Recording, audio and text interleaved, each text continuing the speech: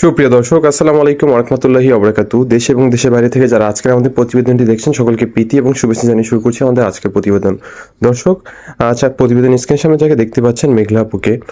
দর্শক, মেঘলা আপু কেন আমাদের সাথে যোগাযোগ করলো এবং সে কী বা করতে যাচ্ছে এবং তার বিস্তারিত যেই ব্যাপারগুলো আছে সে সম্পর্কে তিনি আজকের প্রতিবেদনটি, চলুন প্রতিবেদনটি শুরু করি। দর্শক, শুরুতেই মেঘলা আমাদের সাথে যোগাযোগ করে মেঘলা আপু সে তার বিস্তারিত তার সম্পর্কে আমাদেরকে জানালো।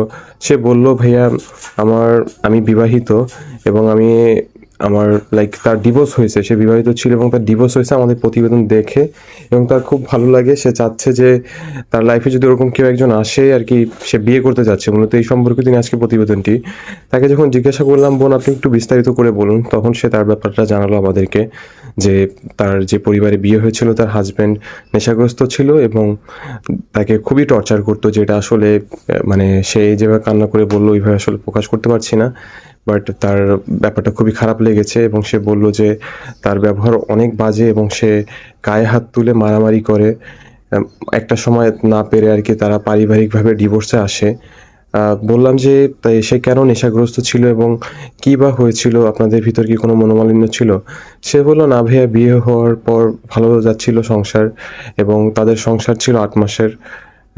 তাকে যখন জিজ্ঞাসা করলাম যে আপনার গায়ে কেন হাত দিত, সে বলল যে তার হাজবেন্ড নেশা করতো এবং নেশাগ্রস্ত অবস্থায় এসে প্রতিদিন তার গায়ে টর্চার করতো। বিয়েটা, তাকে যখন জিজ্ঞাসা করলাম এটা কি পারিবারিকভাবে হয়েছে নাকি আপনারা লাভ ম্যারেজ করেছিলেন, সে বলল, না ভাইয়া, পারিবারিক সম্মতিতে সব কিছু হয়েছিল এবং ৮ মাস বয়সে, মানে ৮ মাস তাদের রিলেশনটা, মানে বিবাহ যে সম্পর্কটি ওটি ছিল এবং এরপরেই তারা ডিভোর্সের সিদ্ধান্তে আসে।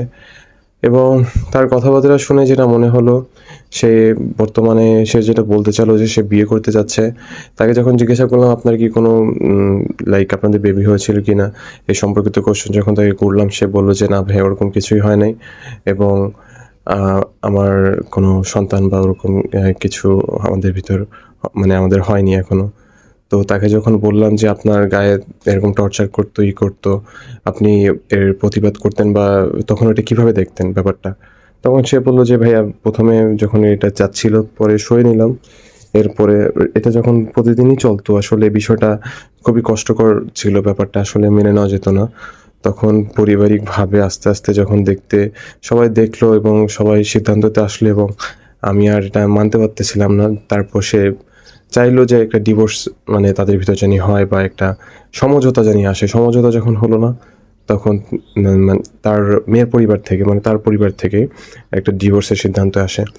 এখন তাকে বললাম, আপনি যেহেতু একটা এরকম সময় থেকে কেটে উঠেছেন এবং তার ডিভোর্স হয়েছে অলমোস্ট ৬ মাস প্লাস হয়ে গেছে। এর ভিতর সে তাকে মানিয়ে নিয়ে উঠতে পেরেছে এবং সে চাচ্ছে যদি ওরকম ভালো মানুষ আসে, যদি এরকম নেশাগ্রস্ত, এরকম মানে অ্যাডিক্টেড কোনো পিপল যদি না আসে, যদি ভালো মানুষ আসে, সেইভাবে বলল সে বিয়ে করতে চাচ্ছে। আসলে দর্শক, তার মূল কথাটা এখন এটাই বলতে চাইলো যে সে বিয়ে করতে চায়, কিন্তু বিয়ে করতে চায় ব্যাপারটা এখানে স্থগিত না, সে চাচ্ছে ভালো মনের মানুষ এবং যে তাকে তার মতো করে বুঝবে। সো এরকম একজনকে আসলে সে তার জীবনে চাচ্ছে।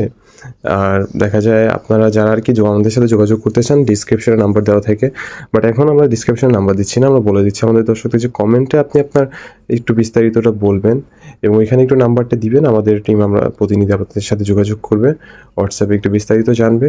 এবং এগুলাকে যখন বললাম যে বোন আপনার নাম্বারটি দিয়ে দিই স্ক্রিনের সামনে, তাহলে আপনার সাথে আরও সহজেই যোগাযোগ করতে পারবে, তখন সে বললো যে না ভাইয়া, আমার নাম্বারটা ওইভাবে দিয়েন না, আপনারা যা ভালো বুঝেন ওইভাবেই করেন, আপনাদের সাথে যোগাযোগ করলে পরে আমাকে যদি ভালো মনে হয় আমার সাথে, আমাদের ফ্যামিলির সাথে, পরিবারের সাথে যোগাযোগ করাই দিয়েন।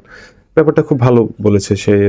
যখন তাকে বললাম যে আপনার নাম্বারটি দিব বা কী করবো বিষয়টি, তখন সে বললো যে না ভাই, নাম্বারটি দিয়েন না, আপনারা একটু এটা ম্যানেজ করেন।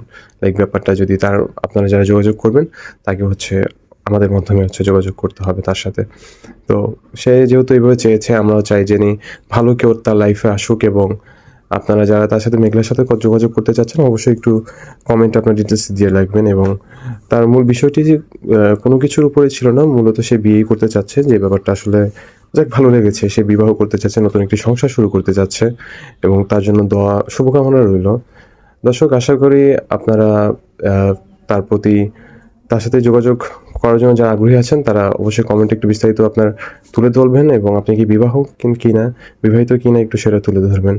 তাকে বলেছিলাম যদি কেউ যদি বিবাহিত মানুষ যদি আসতে চায়, সে বলছে ভাইয়া ওটা আসলে পারিবারিকভাবে যদি মানে সে যদি ভালো মনের যদি মানুষ হয়ে থাকে, জানি ওরকম নেশাগ্রস্ত না হয়ে থাকে বা ওরকম যদি না হয়, ভালো মনের মানুষ হলে ভাইয়া ওটা অবশ্যই পারিবারিক মাধ্যমে আমরা সিদ্ধান্তে আসবো। তো যাক দর্শক, আশা করি বিষয়টি আজকে প্রতিবেদনটি আপনাদের সামনে বিস্তারিত তুলে ধরতে পেরেছি। জানি না প্রতিবেদনটি কেমন লেগেছে আপনাদের কাছে, বাট আমরা চেষ্টা করেছি মেঘলার বিস্তারিত যে ব্যাপারটা ছিল আপনাদের সামনে তুলে ধরার জন্য। দিন শেষে আসলে একটি হলেও ভালো কাজ করার চেষ্টা করবেন। সবাই ভালো থাকবেন। আজকে প্রতিবেদনটি এখানে শেষ করছি। আসসালামু আলাইকুম ওয়া রাহমাতুল্লাহি ওয়া বারাকাতুহু।